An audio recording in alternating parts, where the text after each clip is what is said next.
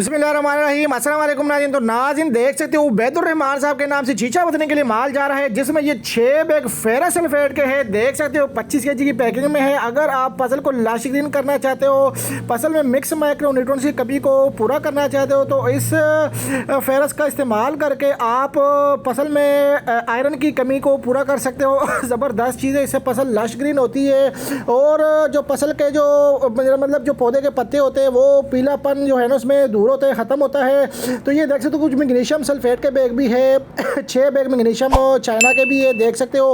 इससे भी फसल जो है ना मजबूती की तरफ आता है। और देख सकते हो जिब्रालिक एसिड भी है, अगर कद में इजाफा करना चाहते हो तो जिब्रालिक एसिड का इस्तेमाल करके आप बेहतरीन रिजल्ट हासिल कर सकते हो।